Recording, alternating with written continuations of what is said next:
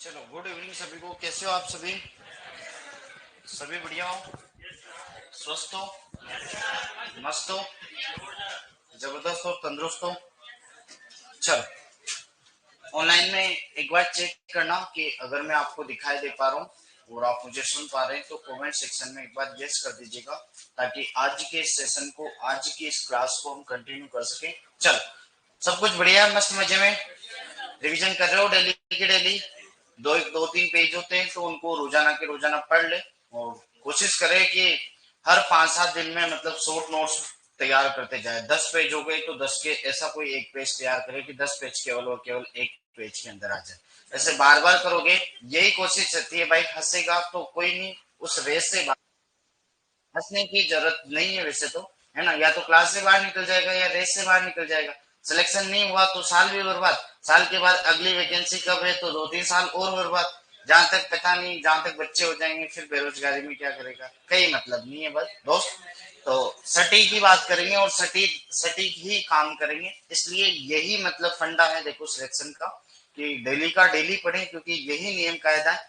और हर लगभग weekly test होते ही है।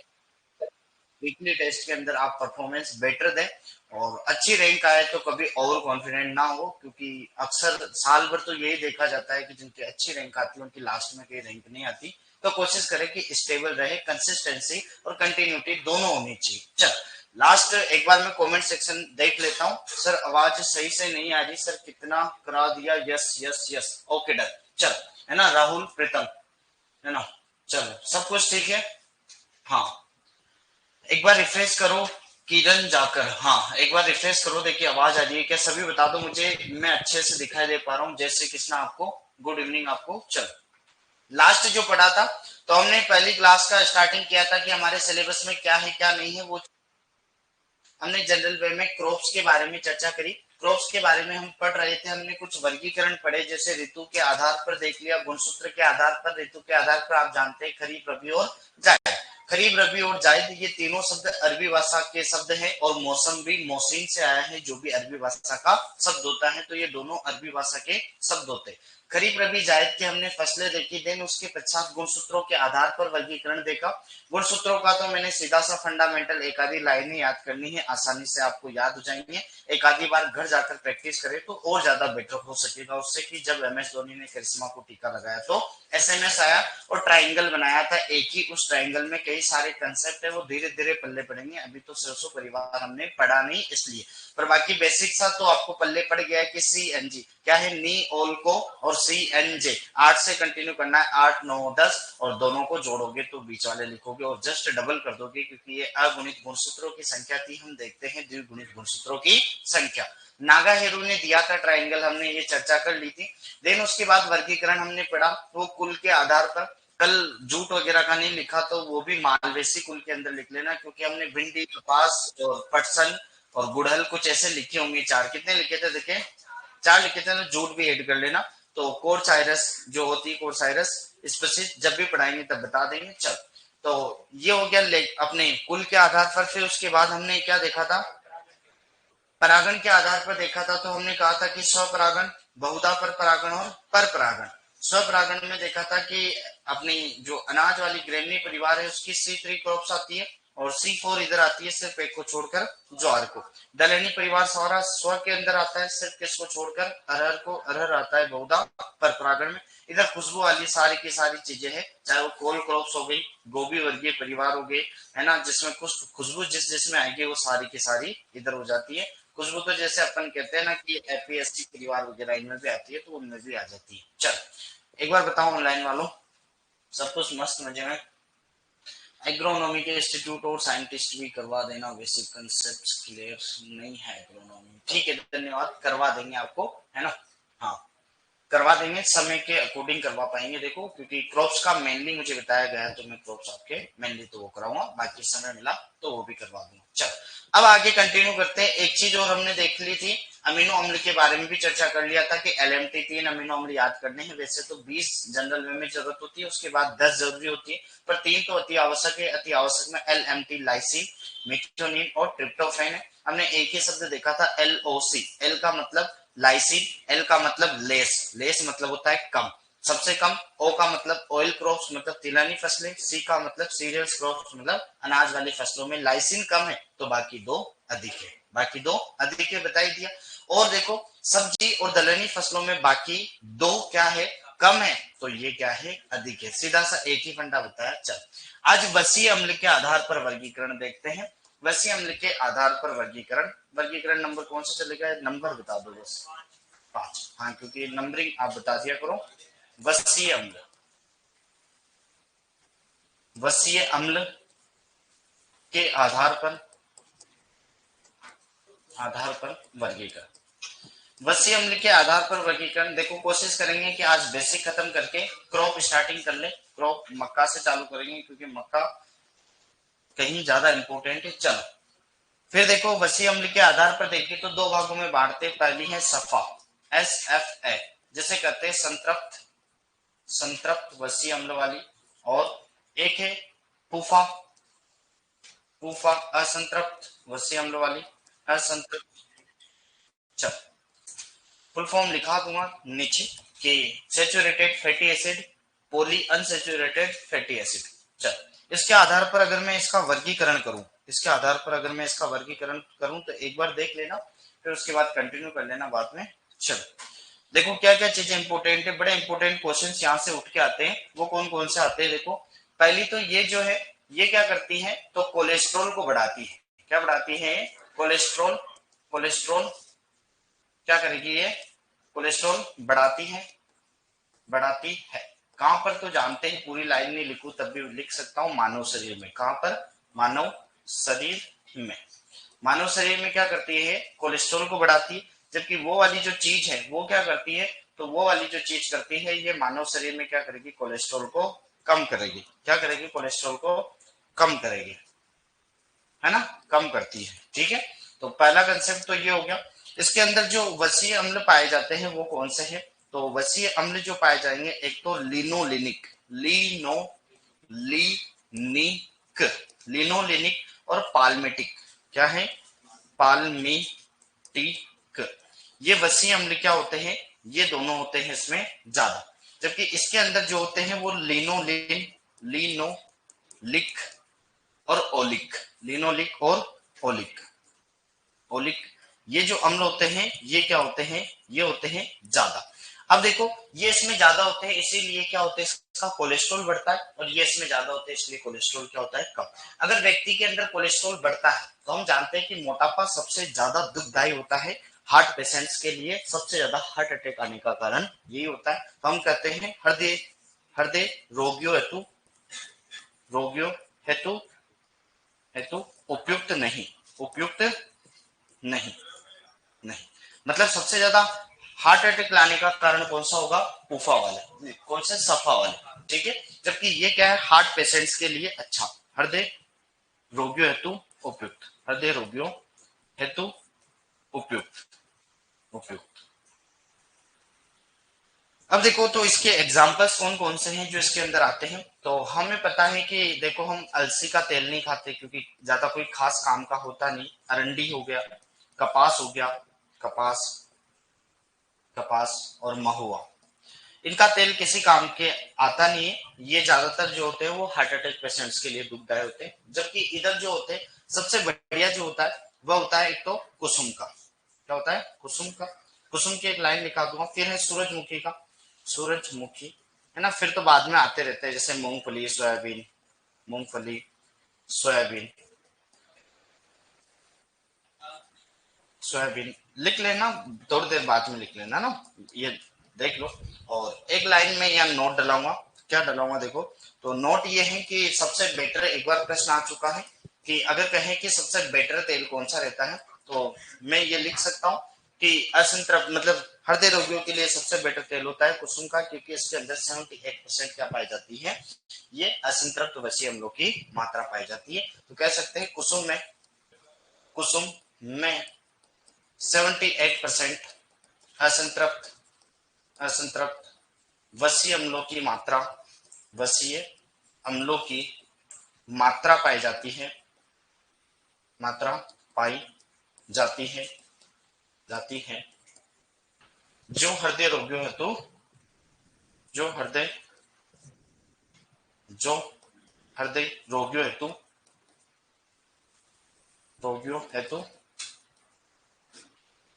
अच्छा, सबसे अच्छा होता है, सबसे अच्छा होता है। तो अगर आपसे मैं प्रश्न पूछूं कि बताओ हृदय रोगियों के लिए कौन सा मतलब वसी अम्ल सबसे बेटर रहता है, तो आप क्या कहोगे? बोलो फूफा। फूफा मतलब अनसेचुरेटेड। हालांकि फुल फॉर्म में लिख देता हूं कि यहाँ पर इधर लिख देता हूं कि सफा की फुल फॉर्म क्या है। सफा मतलब saturated fatty acid. S F A का मतलब क्या होता है? Saturated saturated fatty acid. और इसके फुल फॉर्म जो होती है वह होती है क्या? फूफा। फूफा unsaturated fatty acid. Unsaturated fatty acid. ये हो जाता है क्या? वसी अम्ल के आधार पर वर्गीकरण। ठीक, लो फटाफट। सर जी आप बहुत गुड पढ़ाते हो, धन्यवाद धारा, है ना? धन्यवाद। अंग्रेजी भी ठीक है। हाँ, चल। C3 प्लांट क्या होता है? प्लांट फिजियोलॉजी पढ़ोगे तब पता चलेगा।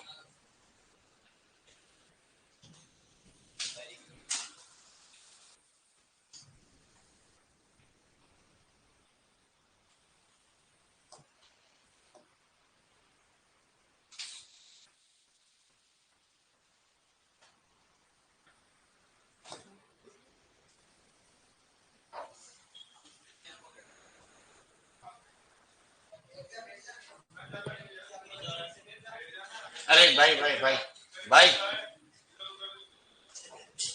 उछल कूद मत कर, बांध रहेगी तरफ बैठ जाएगी। चल।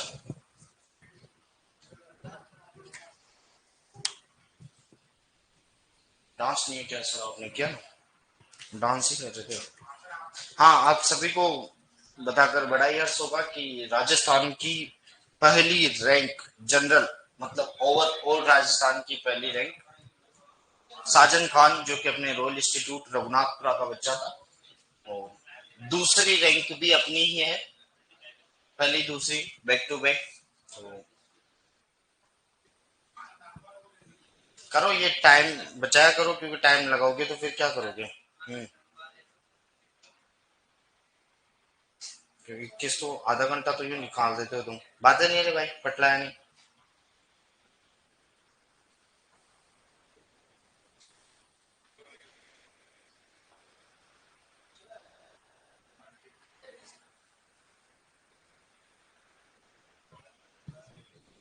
अपने पीछे जो पीछे रह जाओगे तो रह ही जाओगे फिर, है ना? हाँ, कर लो ना। हाँ, मिनट से तो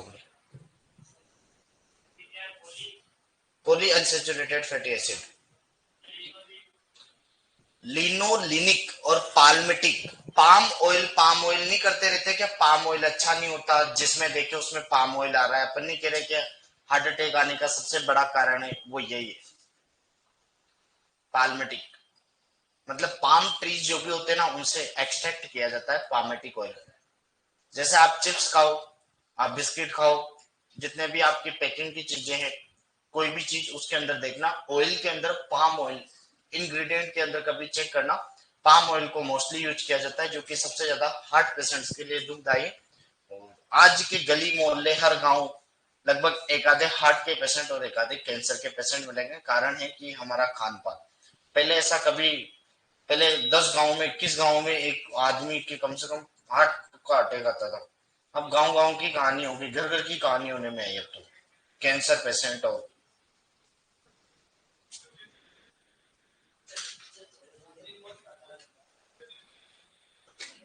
पूजा कह रही है कि सर मुझे खुशी भी है और दुख भी है कि टॉपर गर्ल नहीं आई। अब खुशी की चीज की और दुख की चीज का है। हो गया किसके बाकी देखे? किसी के बाकी नहीं?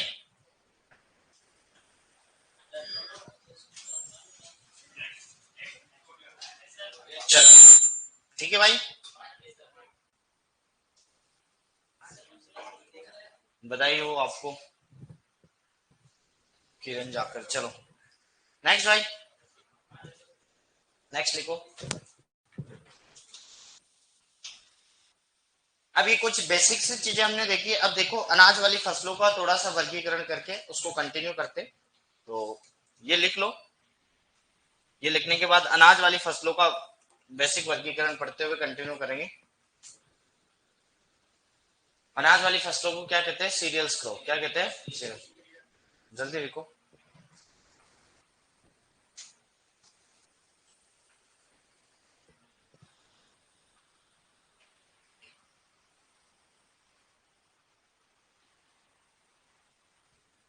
सर जी थाने मारवाड़ी आवे के।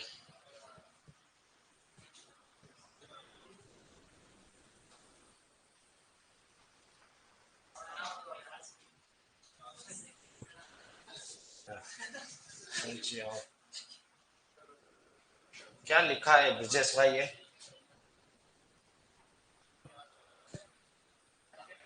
हो गया। चलो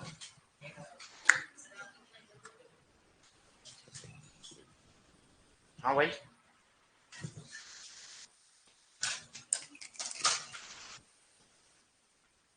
एसी तेरा पे कब से होने लग गई?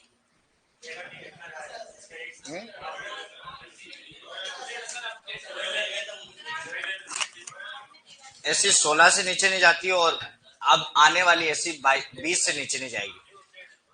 गवर्नमेंट का रूल है कि अब आने वाली जो एसी है नई वाली वर्जन वो 20 या 22 से नीचे नहीं जाएगी। ये तो पहले वाली तो 16 तक जा सकती है। नहीं उतनी जरूरी है वैसे तो। हेल्थ के लिए 24 बेटर ऑप्शन है। सबसे बेटर होता है 24। आपको दिख रहा है? चलो हो गया। अब अनाज वाली फसलों का वर्गीकरण। चलो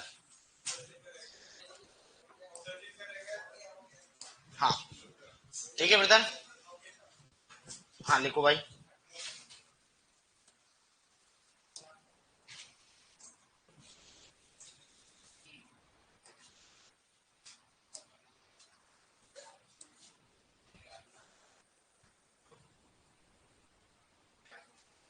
कुछ नहीं है तो तुम करो, जहां तक मैं कुछ तो करूं। तुम जहां तक कुछ करोगे तो मैं क्या करूं भाई? चालू करें? चलो ठीक है डन। चालू करें? चलो अब वर्गीकरण होगा अगला अनाज वाली फसलों का। अनाज वाली फसलों का वर्गीकरण।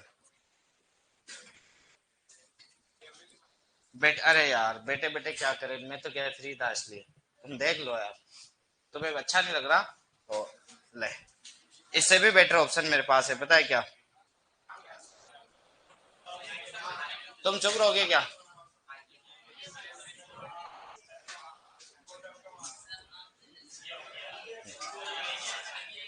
चलो अनाज वाली फसलों का वर्गीकरण। अब थोड़ी देर लिखते जाना मेरी, क्योंकि कॉमन सी चीजें हैं, साथ साथ लिखना। कॉमन सी चीजें उनको एक बार समझा भी दूंगा कि पहला पॉइंट ये कि सीरियल सीरियल बातें नहीं। सीरियल सीरियल ये रोमन भाषा का शब्द है। कौन सी भाषा का? रोमन भाषा। और सेरस से आया है। किससे आया है? सेरस। और सेरस का जो अर्थ होता है वो होती है अनाजों की देवी। क्या होती है? अनाजों की देवी। अनाजों की देवी। ठीक है। अनाजों की देवी क्या होता है? अनाजों की देवी पहला। दूसरा, ये जो अनाज वाली फसलें हैं, अनाज वाली फसलें कार्बोहाइड्रेट की अच्छी स्रोत होती है। कार्बोहाइड्रेट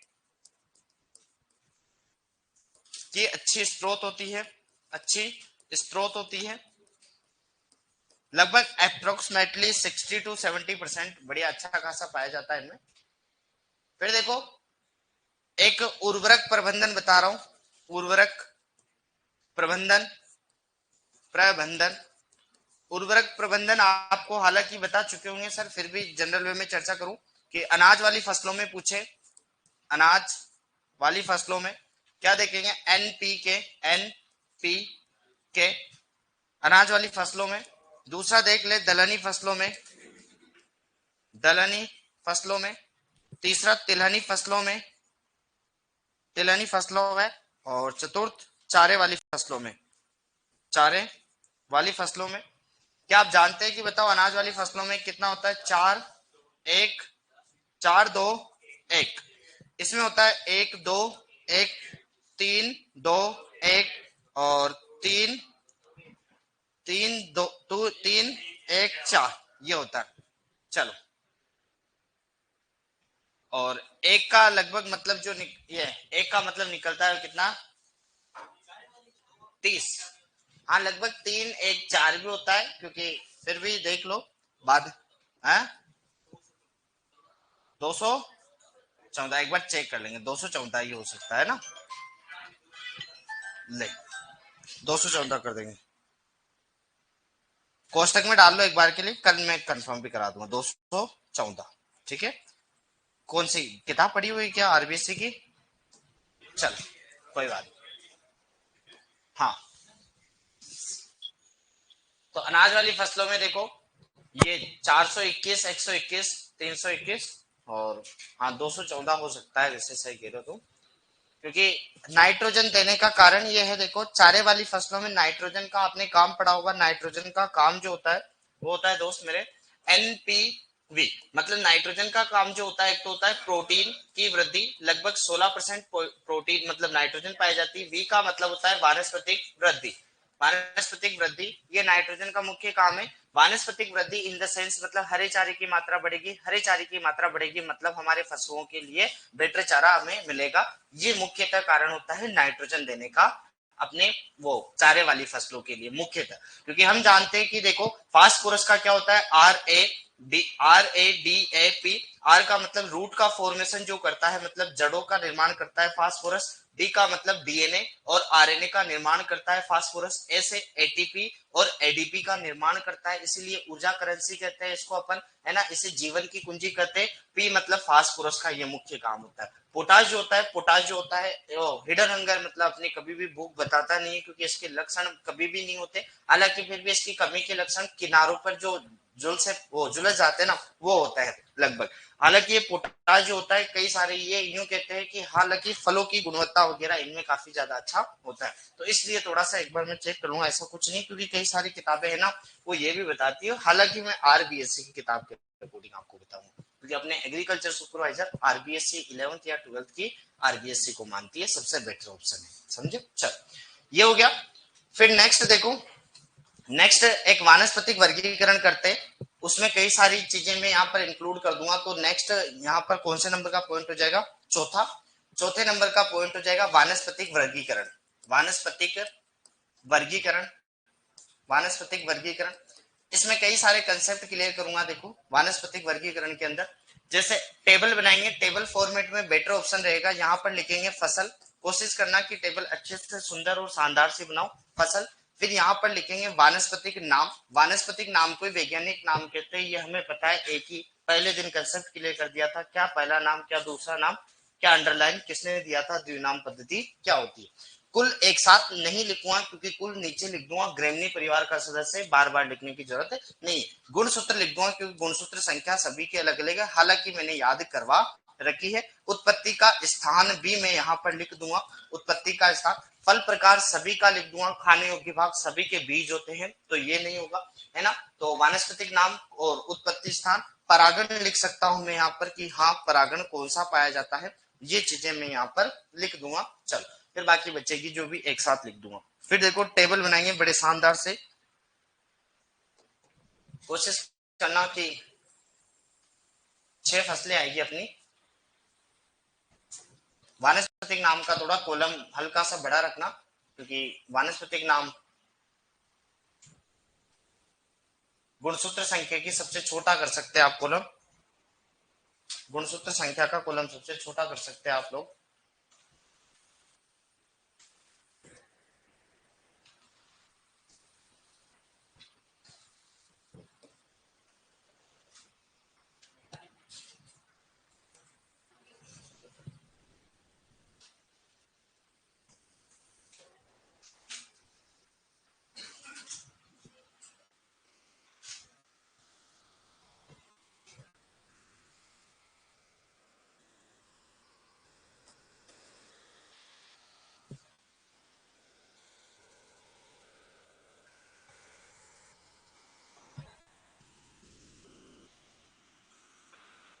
चल पहला जो लिखेंगे, पहला अपन गेहूं को लिखेंगे, गेहूं। फिर दूसरे नंबर पे जो लिखेंगे, गेहूं के बाद लिख देते हैं, गेहूं के बाद जौ को लिख देते हैं। एक चाहो तो बीज दर भी ऐड कर लेंगे इसी में, कोई बात नहीं, चलो आपकी जगह नहीं बचेगी तो अलग बना देंगे, मत करना। आप ऐसा करो, ये एक बना दो, एक और बना देंगे जिसमें बीज दर R/P और कई सारी चीजें मैं मेंशन कर दूंगा, पादपों की संख्या, प्रोटीन, खनिज, लवण, कार्बोहाइड्रेट, कई सारी चीजें कर देंगे, चिंता मत करो, है ना। गेहूं जो, गेहूं जो, चावल, चावल, ज्वार, मक्का, बाजरा,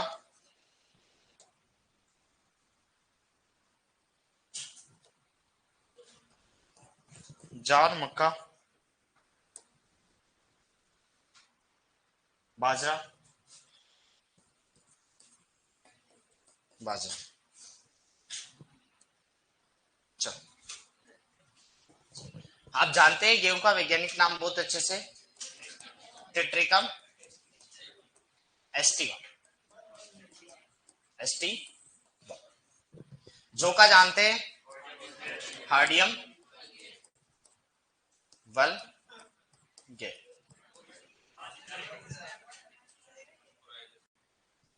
चावल का जानते हैं, ओराइजा सेटाइवा, ओराइजा सेटाइवा। ज्वार का सोरगम बाइकोलर, सोरगम बाइकोलर। मक्का का जिया मैच, बाजरा का पेनिसेटम,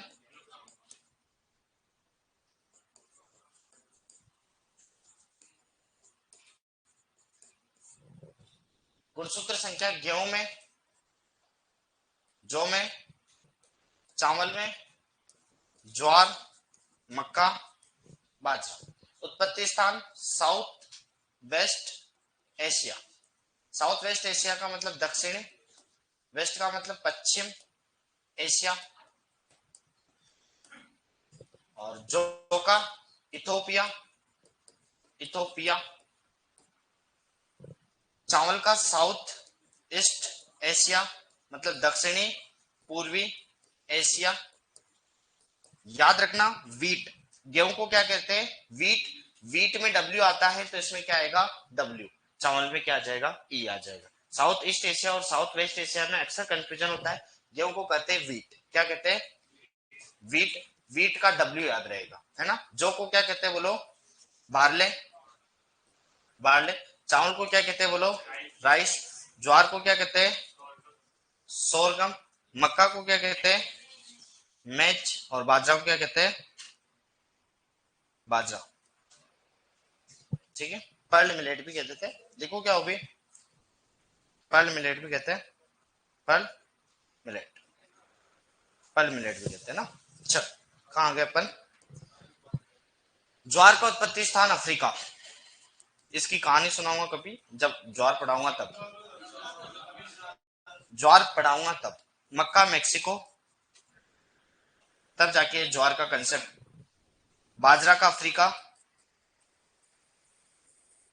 परागण आप जानते हैं स्त्री में क्या होगा, स्वपरागण, स्वपरागण, स्व, स्वपरागण।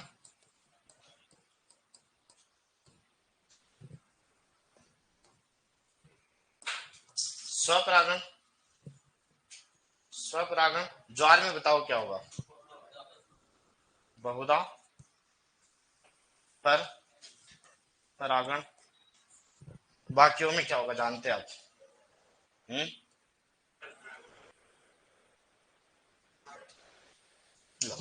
ठीक है भाई।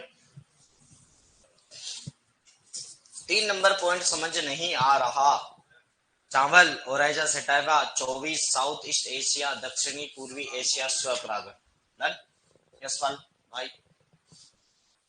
सर आप शुरू से पढ़ा देते, कहां से पढ़ा देता है शुरू से भाई।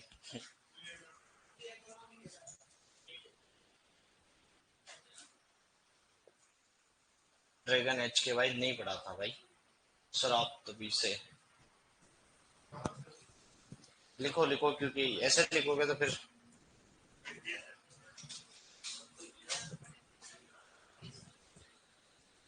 लगभग कल भी आपने 10 मिनट लेट हो गए थे, आज भी 5:40 कर दिया तुमने।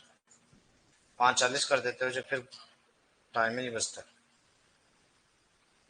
हो गया हो तो बताओ, चले आगे।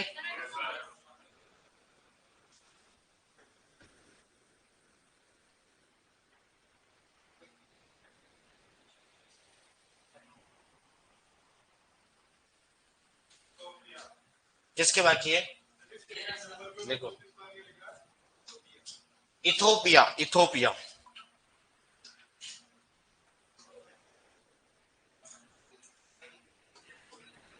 चले आगे। हम्म।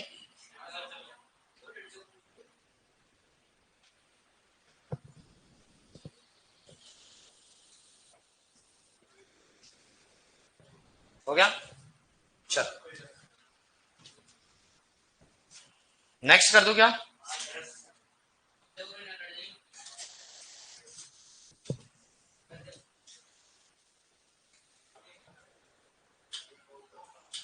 भाई यहां तक तो हो गया होगा शायद, आशा करते हैं। ठीक है, अब इन सभी का कुछ कॉमन सी चीजें मैं लिख देता हूं यहाँ पर। क्या लिखूंगा? जैसे अगर पूछे आपसे कुल, क्या पूछे? कुल, तो सभी का क्या होगा? सेम। ग्रेमनी, या फिर क्या होगा? पोएसी, या फिर क्या होगा? घास कुल, घास कुल, है ना। फल प्रकार पूछे, फल प्रकार, तो क्या बताओगे आप? Caryopsis, caryopsis. खाने के बाद तो बीज होता है सभी का, ठीक है। और ये हो गया। और इसका तना क्या कहलाता है सभी का? तो कल्म, क्या कहलाती है? कल्म कहलाती है, ठीक है। कुल फल प्रकार। एक पुष्प क्रम, पुष्प क्रम, पुष्प क्रम देखो, हेड स्पाइक कहलाता है गेहूं जौ का हेड, और स्पाइक जो कहलाता है वह किसका कहलाता है? गेहूं और जौ का, गेहूं जौ। और चावल, और ये open panicle, open panicle, panicle, चावल और ज्वार, चावल और ज्वार, चावल और ज्वार। और मक्का, मक्का का पूछे तो इसका मक्का का बड़ा इंपॉर्टेंट है। एक तो नर भाग को कहते हैं नर और मादा, नर भाग टेसल और मादा भाग सिल्क।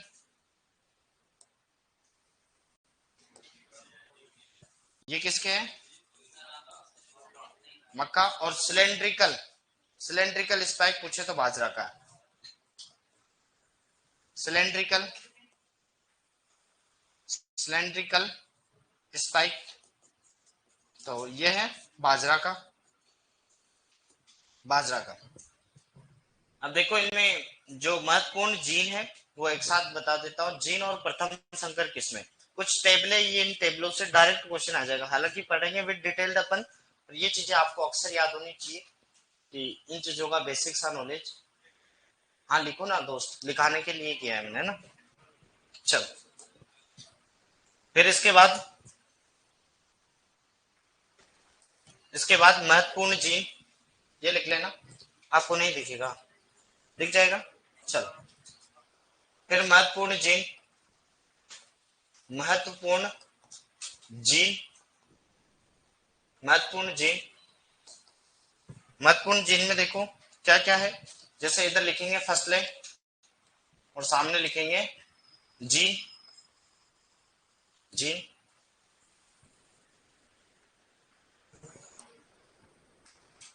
पहली फसल मैंने लिख दिया, जैसे गेहूं, गेहूं के जीन आप जानते हो तो बता सकते हो मुझे। नोरिन, टेन, है ना। और एक राइट 1 और 2, हालांकि दो तीन एक्स्ट्रा मैं कोष्टक में लिखा रहा हूँ, याद रखना, पर परीक्षा में कभी नहीं आते, अच्छी खासी ठीक ठाक है। तो एक तो है, क्या नाम है, यूजी 99, यूजी 99 ओल्सन बोना, ओल्सन बोना, हाँ भाई। तीसरे नंबर पे नर, नर जो भाग है दोस्त वह टेसल कहलाता है, नर जो भाग है दोस्त वह कहलाता है टेसल, और मादा भाग कहलाता है सिल। पड़ोसी से पूछेगा तो वो भी बता देगा शायद तुझे, है ना, कोई बात नहीं। कौन पहले एक बार बता किसने देखे, हाँ हाथ खड़ा कर दिया कर भाई, मैं बता दूंगा तुझे ना। चलो, नोरिन 10, राइट 1 और 2, यूजी 99, ओल्सन बोना, और एक टॉमसन नाम से भी जीन है, हालांकि वो कुछ किताबों में है टॉमसन, ये कुछ किताबों में है कुछ में नहीं है, तो इसको लिखना चाहो तो लिख लेना, बाकी आएगा नहीं आपके। फिर देखो, चावल का पूछे तो चावल का आप बहुत बेटर जानते होंगे दोस्त, कि डी जी वू जिन हरित क्रांति के बारे में जानते हैं, तो डी जी वो जी, ये जो है वह किसका है, चावल का है। और नेक्स्ट अगर मैं आपसे बताऊं, यार ये लाइनें ऐसे ढंग की नहीं लगेगी ना, ये ढंग की ऐसे लगेगी, सीधी लाइन है, अब सही लगी ना, बीच वाली भी हटा दें, क्योंकि सुंदरता बड़ी जरूरी है जीवन, और हर खूबसूरत चीज बेवफा होती है, याद रखना। चल, अब देखो डीजी वुजीन हो गया। फिर क्या नाम है, ज्वार, ज्वार, ज्वार का होता है काफिर, सही कह रहा हूं, काफिर। फिर देखो, जौ का, जौ, जौ का टिप्ट, टिप्ट, टिप्ट, हाँ जी भाई, नोरिन, नारियल नहीं,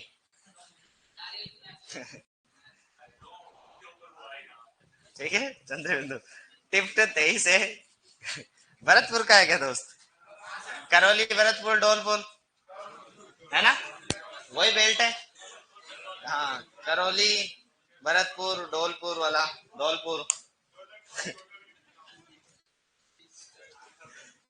और क्या, क्या था, मक्का, मक्का ओपेक टू फ्लोरी टू, मक्का ओपेक टू फ्लोरी टू, मक्का ओपेक टू फ्लोरी टू, ओपेक टू, ओपेक, ओपेक टू फ्लोरी टू, हाँ टन टोकरी बजा रहे हो आप। गिफ्ट 23 है, बाजरा, सही कह रहे हो, हाँ उल्टा हो गया, हाँ दिलकुश भाई समझ आ गया, ठीक है, बाजरा जो, यहाँ बाजरा कर लो, जो का नीचे लिख लेते, सही कह रहे हो भाई, क्या नाम है यहाँ बाजरा, नीचे लिख लेते जो का, जो का लिख लेते हैं, यू जेड यू, ठीक है। छठे नंबर पे कौन सा बच गया, जो, you Z you, you Z you. और एक जीन बताते हैं ब्रीटल नाम से, लिख रहा हूं कोष्टक में, ब्रीटल नाम से, ठीक है, ब्रीटल, ब्रीटल नाम से ना, ब्रीटल, ब्रीटल, ठीक है, कोष्टक में डाल रहा हूं, मतलब समझ जाना कि ये चीजें नहीं नहीं याद करोगे, हाँ। सर पढ़ाई खूबसूरत होती है, वो बेवफा, पढ़ाई खूबसूरत होती नहीं है दोस्त, पढ़ाई खूबसूरत होती है तो तुम पढ़ लिख के नौकरी लग चुके हो तब तक, हाँ, पढ़ते टाइम तो सबसे ज्यादा आलस आते हैं, सबसे जिंदगी का सबसे टफ काम भी पढ़ाई है, और सबसे आसान काम भी पढ़ाई है।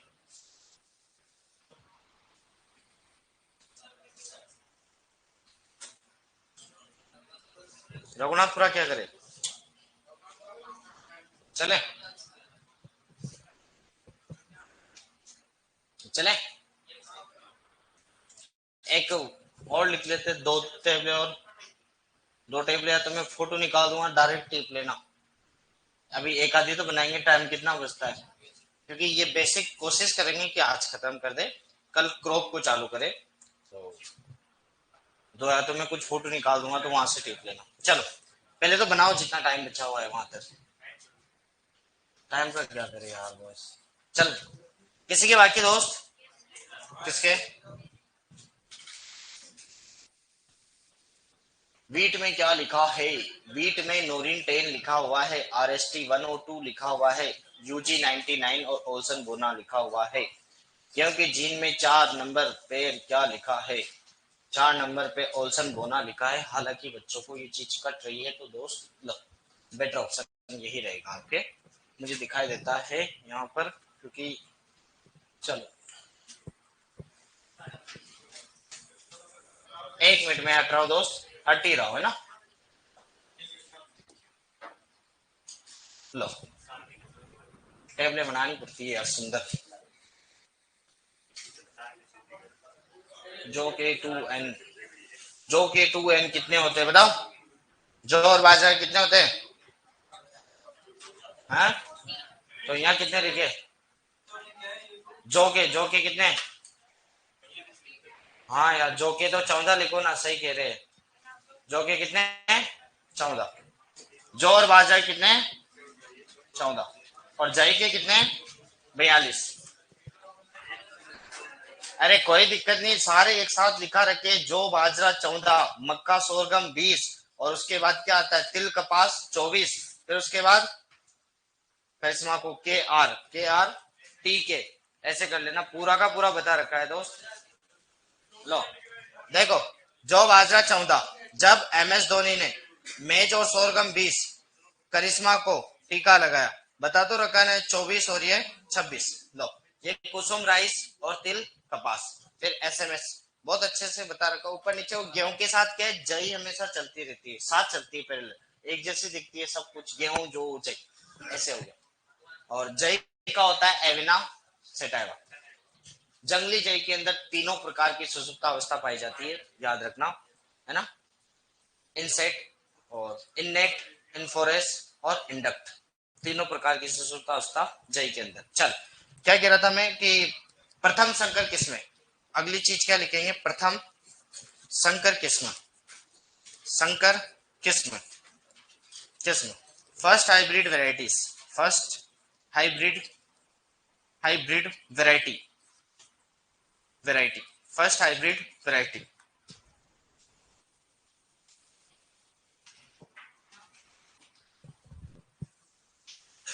यहां पे लिखेंगे फसल, और यहां पर क्या लिखेंगे? किस्म।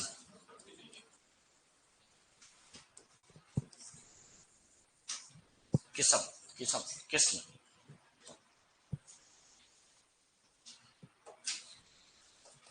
मक्का,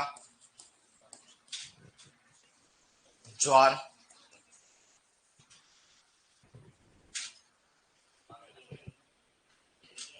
मक्का ज्वार, मजबूर, बाजरा।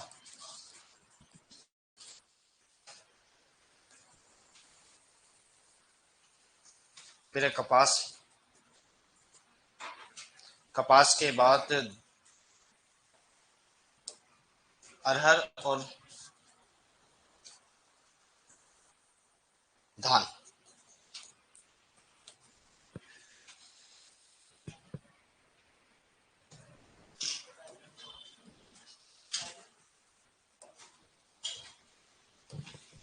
मक्का, मक्का की जानते हैं क्या है? हाँ? क्या? गंगा वन, बहुत बढ़िया, गंगा वन, 1961। अनाज, अनाज की प्रथम संकर किस्म, अनाज की प्रथम संकर किस्म। चलो, ज्वार की क्या है? CSH1। बाजरा की हाइब्रिड बाजरा 1। कपास की H4, जो डॉक्टर CT पटेल ने डेवलप की थी, है ना। और ये है, लिख देता हूं, 1964, 1965, 1970, 1970। और क्या नाम है? अरहर की ICPH 8, ये 1991 दिखे शायद एक बार, 1991। और धान की वो APRG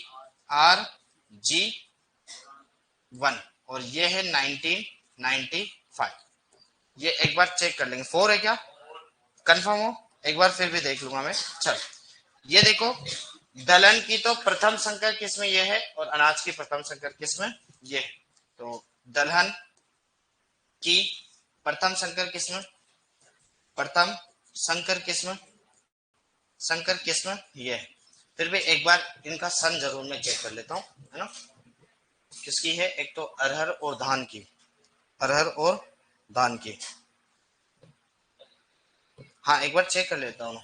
ICPH 1994 और 90 उल्टा हो गया ना, यहाँ पे 4 सही कह रहे हो आप, 4 और 1, 4 और 1, ये लो, और बाकी सारे रेडी। डन। अरहर, हाँ अरहर में 4 शब्द, तो 4 सही है। उल्टा, अरहर में कितने शब्द, 4।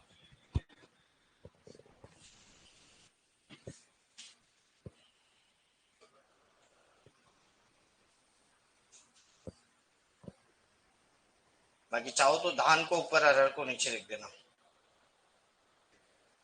ताकि सीरियल याद रख जाएगा। 61, 64, 65, 70, 91 और 94।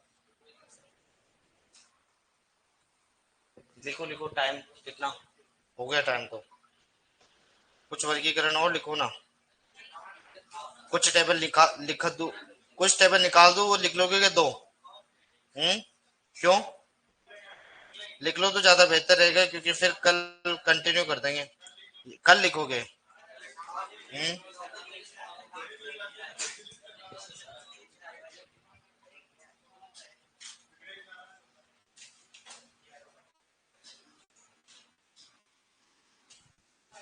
ICPH, ICPH, मुझे फिर भी डाउट है इसमें। ICPH पिजन पी, पहले भी सही, क्योंकि ज्यादातर तो गलत नहीं लिखते। पिजन पी, APR,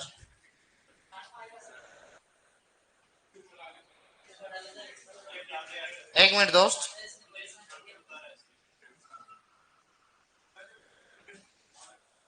अरहर की खान में नहीं, किसी के पास कोई सीट है क्या? जहां तक मुझे कंफर्म है, मैंने जो बेटर पहले लिखा है वो सही है। किसी के पास हो तो बता दो। भाई भाई भाई भाई भाई, अभी क्लास चेंज नहीं हुई, क्लास वापस दूसरी लगेगी ना, उसमें आओगे, जाते वक्त तो कोई मतलब नहीं है। किसी के पास है क्या? वैसे तो मुझे जो कंफर्म हूं मैं, जो पहले लिखा है ना वो मैंने सही लिखा। किसी के पास हो तो एक बार बता सकते हो तो मुझे। नहीं नहीं, पहले मैंने जो लिखा है ना, हाँ ये सही है। बाकी पहले जो लिखा है उस पर मुझे, हाँ कॉन्फिडेंस हूँ कि पहले ज्यादा सही लिखा था। एक बार फिर भी कल मैं कंफर्म करके बता दूंगा। पर बाकी मुझे जो पता है, ICPH 1991 और APRG 1994, जहां तक मुझे पता है। फिर भी कल आपने कहा कि कंफर्म मैं बता दूंगा, पर बाकी पहले वाला बेटर ऑप्शन लगा मुझे। ठीक है चलो, एक बार देखो, चलो एक बार देखो, खत्म आज की क्लास। आते पहले अपन ने स्टार्ट किया कि कल क्या पढ़ा था उसके बारे में हमने चर्चा करी। फिर उसके बाद हमने देखा कि वर्गीकरण हम पढ़ रहे थे कंटिन्यू, जैसे ऋतु के आधार पर गुणसूत्र वगैरह, परागण वगैरह के आधार पर देख लिया था। आज हमने देखा कि पहले तो कल देखा था कि जो अमीनो अम्ल है उसमें 3 LMT है ना, लाइसिन, मिथ्योनिन, ट्रिप्टोफैन। अब वसी अम्ल के आधार पर देखा तो 2 प्रकार के, एक तो सफा, एक पूफा, है ना। सफा से अपन को याद रखता है saturated fatty acid, unsaturated fatty acid. फूफाजी परिवार में बढ़िया होता है, तो इन्हीं को याद रखना है, मतलब ये ठीक होंगे हृदय रोगियों के लिए। अब देखो, नाम ऊपर बड़ा तो वसीय अम्ल के नाम होंगे छोटे, नाम होगा छोटा तो वसीय अम्लों के शब्द होंगे बड़े। जैसे इसमें देखो ना, लिनोलिनिक 5 और पाल्मिटिक, नाम ऊपर 3 छोटा है पर नाम इधर क्या होंगे, बड़े होंगे। अब इधर नाम बड़ा है परंतु इधर नाम होंगे छोटे, लिनोलिनिक, लिनोलिक और ओलिक, याद रखना, बड़े इंपोर्टेंट है। ये होंगे तो अच्छा रहेगा हार्ट पेशेंट के लिए, वो होंगे तो हार्ट पेशेंट के लिए बेटर नहीं होगा। पूछा जाता है कि सबसे अच्छा ऑयल किसका होता है, तो कुसुम का, क्योंकि 78% उनमें क्या पाई जाती है, वैसे हम लोग की मात्रा। जो फिर सैचुरेटेड फैटी एसिड और पॉली अनसैचुरेटेड फैटी एसिड, फिर सीरियल्स क्रॉप के बारे में चर्चा करी कि रोमन भाषा के सेरा शब्द से आया है जिसका अर्थ होता है क्या, अनाजों की देवी। बात करें अनाज वाली फसलों में कार्बोहाइड्रेट अप्रोक्सीमेटली 60 to 70% सभी के अंदर पाई जाती है। हालांकि ऑन एवरेज 70% मानी जाती है कि हाँ सभी अनाज वाली फसलों के अंदर 70% कार्बोहाइड्रेट की मात्रा पाई जाती है। फिर भी मैं लिखा दूंगा कि कार्बोहाइड्रेट, वसा, प्रोटीन, खनिज लवण। बाजरा के अंदर सर्वाधिक कार्बोहाइड्रेट सर्वाधिक फास्फोरस पाया जाता है। खनिज पदार्थ, खनिज लवण जो है 2 से 3% पाए जाते हैं, सबसे ज्यादा बाजरा के अंदर पाए जाते हैं। वसा सबसे कम चावल के अंदर मिलती है 0.5%, ये कल चर्चा करेंगे अपन। चल, ये हमने कुछ उर्वरक प्रबंधन के बारे में चर्चा करी। फिर हमने देखा कि वानस्पतिक वर्गीकरण, कुछ कॉमन चीजें हाँ हमने बेसिक सा पढ़ा होगा 11वीं 12वीं में। हम जानते हैं कि टिट्रिकम एस्टिवम गेहूं है, ओराइजा सेटाइवा धान है, सोरगम बाइकुलर ज्वार है, जिया मेज मक्का है, पेनिसेटम ग्लूकम क्या होता है बाजरा, और हार्डियम वल्गियर जो है ग्रेनी परिवार के सदस्य हैं। गुणसूत्र कली मैंने कंसेप्ट क्लियर कर दिया था, कोई माता बच्ची नहीं। सिर्फ यहाँ पर उत्पत्ति स्थान में 2 कंफ्यूजन है, south east Asia and south west Asia. Wheat के अंग्रेजी में अल्फाबेटिक में क्या आता है, डब्ल्यू आता है, तो ओरिजिन प्लेस में भी डब्ल्यू आता है, साउथ वेस्ट एशिया। तो अपने आप दूसरा ईस्ट एशिया याद हो जाएगा किसका, अपने किसका भाई, चावल का। इधर देख ले दोस्त, है ना 5 ही मिनट में जब पूरी क्लास का करें ना तो कहीं भी ध्यान नहीं होना चाहिए ना। तुम्हारा ध्यान किधर है, वैसे भी तुम्हारा हीरो तो इधर है, तो कहाँ देख रहा है दादा। चलो अब देखो, फिर देखो परागण की बात करूं तो C3 प्लांट्स हमने कहा था कि सेल्फ पोलिनेटेड होती है। एकमात्र ज्वार का हमें याद रखना है कि बहुधा पर परागण होता है, बाकी C4 प्लांट्स में क्या होता है, पर परागण होता है, बेसिक कंसेप्ट से। फिर हमने देखा कि ग्रेमनी परिवार के सदस्य है, सभी के अंदर फल प्रकार कैरियोप्सिस है, टेबल बनाकर लिखने से कोई मतलब नहीं होता, सभी का तना कलम कहलाता है, याद रखना। पुष्पकरण सभी के मैंने यहाँ पर लिखा दिए क्योंकि 2-2 के जोड़ों में लगभग बैठ रहे थे सारे, इसलिए मैंने यहाँ लिखा दिए। फिर कुछ टेबल्स में मैंने कहा कि जिनसे संबंधित फसलों से संबंधित जो जीन पाए जाते हैं उनको एक साथ समेट दिया। हालांकि बाद में भी चर्चा करूंगा और नहीं भी करूं तब भी चलता है क्योंकि यहाँ सबसे आसान रहता है, एक ही बार पढ़ोगे खट से आपका जवाब आ जाना चाहिए। नेक्स्ट अगर मैं बात करूं तो हमने प्रथम संकर किस्मों के बारे में चर्चा करी, डिटेल से ये लिखा। हालांकि फिर भी मैं कह रहा हूं कि मुझे जहां तक कंफर्म है, आपने कहा तो हो सकता है सन के अंदर मिस्टेक होना, कोई ये नहीं है कि ऊपर नीचे हो जाता है, पर जहां तक मुझे पता है मैंने सीक्वेंस याद कर रखी है, तो ये 61, 64, 65, 70 और 91 और 94 आना चाहिए, क्योंकि मैंने ये सीक्वेंस याद कर रखी है बढ़ते हुए क्रम में। पर फिर भी कहा तो चेक करने में कोई हर्ज नहीं है, हालांकि मैं चेक कर दूंगा, पर मुझे ये लगता है कि 1991 और 1994 यहाँ आने चाहिए। तो मक्का की गंगा वन अनाजों में प्रथम है संकर किस्म। अरहर ICPH8 इकरी सेठ ने डेवलप करी थी, हम बताएंगे सब कुछ। ये दलहनी फसलों की प्रथम संकर किस्म है। ज्वार की CSH1 है जो कि 1964 में आई थी। बात करें बाजरा की, हाइब्रिड बाजरा जो कि 1965 के अंदर आई थी। कपास की HP4 जिसे हाइब्रिड 4 कहते हैं, और ये डॉक्टर सिटी पटेल ने करी थी। एक वरा लक्ष्मी के बारे में भी पढ़ेंगे जब अपन कपास पढ़ेंगे ना, गोसिपियम स्पेसीज, क्योंकि हिरसुटम आर्बोरियम वगैरह सभी के बारे में पढ़ेंगे वहां पर। अरहर ICPH8 होती है, 1991 ही कहूंगा क्योंकि मुझे यही याद है, फिर भी मैं कह रहा हूँ। चलो, दलहन की प्रथम संकर किस्म, क्योंकि कभी कभी क्या होता है कि याद रहती है ना, APRH और ये 1994, फिर भी मैं कल कंफर्म करके बताऊंगा। चलो, आप सभी का धन्यवाद। मैं तो यही करके जाऊंगा मुझे जो याद है, ठीक है।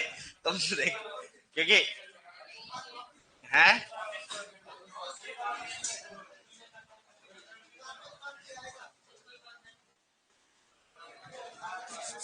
डेट है 31।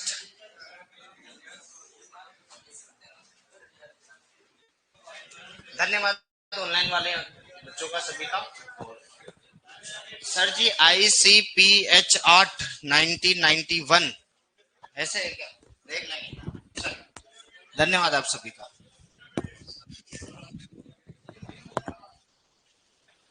19 यहाँ पे 9 का गया, ये 1991 था ना, 1 और